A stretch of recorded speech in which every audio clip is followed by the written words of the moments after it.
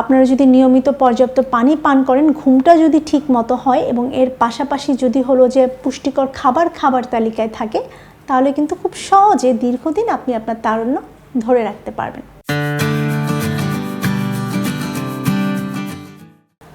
তারুণ্য বাড়ানোর উপায় কী, কিংবা কীভাবে দীর্ঘদিন তারুণ্য ধরে রাখা যায়? আমরা যারা পুষ্টিবিদ আছি তারা মনে হয় এই প্রশ্নটার সম্মুখীন হয়নি এমন খুব কমই পাওয়া যাবে, এবং এটা নিয়ে মানুষের মনে আগ্রহ খুব বেশি। সবাই চায় তার বয়সটা দীর্ঘদিন ধরে রাখতে। আজকে আলোচনা করব কিভাবে আপনারা তারুণ্য দীর্ঘদিন ধরে রাখতে পারবেন। আপনাদের সঙ্গে রয়েছি আমি পুষ্টিবিদ উম্মে সালমা তামান্না। তারুণ্য ধরে রাখার কিন্তু আসলে অনেকগুলো নিয়ম রয়েছে। আমরা যারা দীর্ঘদিন আসলে ইয়থফুল থাকতে চাই, খুব ইয়ং থাকতে চাই, তাদেরকে অবশ্যই ভেতর থেকে চেয়ারফুল হতে হবে, মাইন্ড রিফ্রেশ রাখতে হবে, এবং এই রিফ্রেশ রাখার জন্য অবশ্যই কিন্তু করণীয় কিছু রয়েছে। আমাদের খাবার তালিকাটাকে যদি আমরা একটু হেলদি করতে পারি, ডায়েটটা যদি রেগুলার একটু মেনটেন করতে পারি, রেগুলার যদি আমরা একটু স্ট্রেস ফ্রি থাকতে পারি, পাশাপাশি অবশ্যই যদি আমরা ফিজিক্যাল অ্যাক্টিভিটিটা বাড়াতে পারি। এখন যেটা হয় যে আমাদের ম্যাক্সিমামই কিন্তু ফাস্ট ফুড বা বাহিরের খাবারগুলো বেশি খাওয়া হয়, যেগুলোতে প্রচুর পরিমাণে প্রিজারভেটিভ থাকে, আর্টিফিশিয়াল কালার থাকে, মনোসোডিয়াম গ্লুটামেট থাকে, স্পেশালি প্যাকেটজাত খাবার যেগুলো রয়েছে। তারপরে সফট ড্রিঙ্কস যেগুলো রয়েছে সেগুলোতে কিন্তু প্রচুর পরিমাণে চিনি থাকে।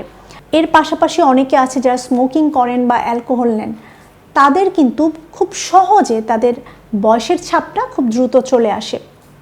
তো এই ক্ষেত্রে যেটা করতে হবে যে বাহিরের যে খাবার যেগুলো রয়েছে, স্পেশালি ফাস্ট ফুড, প্রিজারভেটিভ দেওয়া খাবার, প্যাকেটজাত খাবার, বেক করা খাবার আমাদেরকে যথাসম্ভব অ্যাভয়েড করে চলতে হবে, স্পেশালি সফট ড্রিঙ্কসটা। কারণ যে যত বেশি সফট ড্রিঙ্কস নিবে আমরা দেখতে পাই যে তাদের লিপিড প্রোফাইলটা আমরা একদমই ভালো পাই না, কোলেস্টেরল লেভেল বাড়তে থাকে, লিভারে চর্বি থাকে। আপনার বডির যে অর্গান যেগুলো আছে সেগুলোতে যদি হলো যে আপনার ঠিকমতো কার্যকরী না থাকে বা কর্মক্ষমতা নষ্ট হয়ে যায়, তখন কিন্তু আমরা খুব সহজে বা খুব দীর্ঘদিন আমরা আমাদের তারুণ্য ধরে রাখতে পারবো না। এরপরে যেটা আসে সেটা হলো স্কিন। তারুণ্য ধরে রাখতে গেলে আপনার কিন্তু স্কিনটাকেও সুন্দর রাখতে হবে। আমরা যে ধরনের যদি খাবারটা আনহেলদি হয় সেটার ইফেক্টও কিন্তু আমাদের স্কিনের উপর চলে আসে। তো এই ক্ষেত্রে কি করতে হবে? প্রথমত হলো আমাদের ঘুমের টাইম ঠিক রাখতে হবে, কারণ আমাদের অন্তত 8 ঘন্টা ঘুম যাতে প্রতিদিন হয় সেটা আমাদের খেয়াল রাখতে হবে। রাত জাগার যদি অভ্যাস থাকে সেখান থেকে আমাদের বের হয়ে আসতে হবে।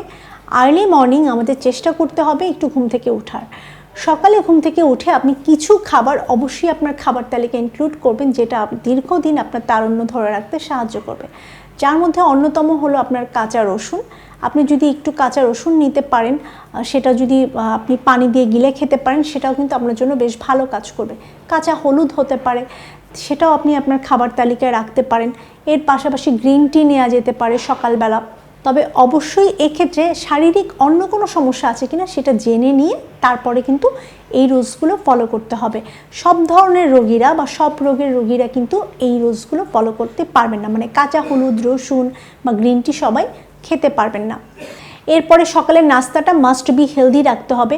খাবারে কোনোভাবে আমাদের প্রোটিন কম করা যাবে না, কারণ প্রোটিন যদি আমরা কম নিই তাহলে কিন্তু আমাদের ত্বকের যে সেল যেগুলো রয়েছে, কোষ যেগুলো রয়েছে, সেগুলো আমাদের নষ্ট হতে থাকবে, এবং যার কারণে বয়স বা বার্ধক্যের ছাপ খুব দ্রুত পড়া শুরু করবে।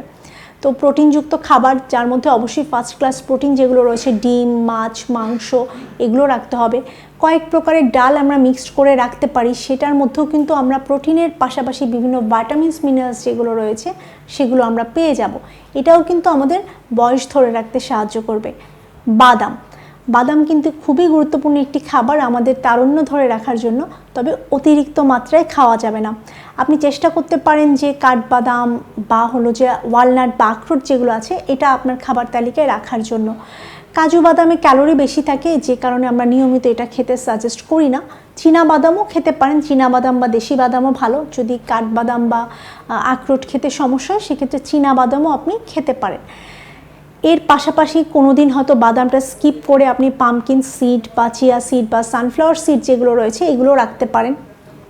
এগুলোও কিন্তু আপনার তারুণ্য ধরে রাখতে সাহায্য করবে।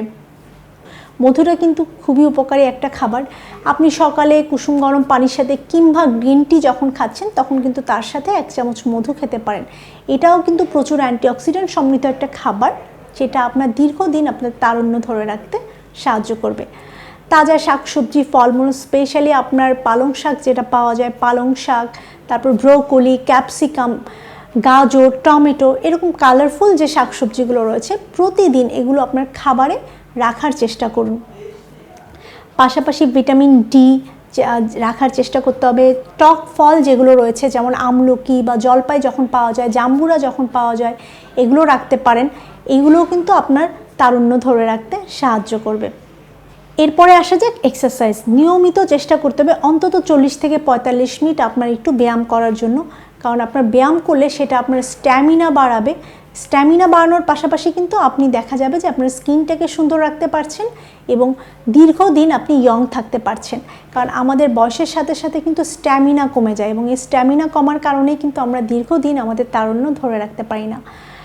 আপনারা যদি নিয়মিত পর্যাপ্ত পানি পান করেন, ঘুমটা যদি ঠিক মতো হয় এবং এর পাশাপাশি যদি হলো যে পুষ্টিকর খাবার তালিকায় থাকে, তাহলে কিন্তু খুব সহজে দীর্ঘদিন আপনি আপনার তারুণ্য ধরে রাখতে পারবেন।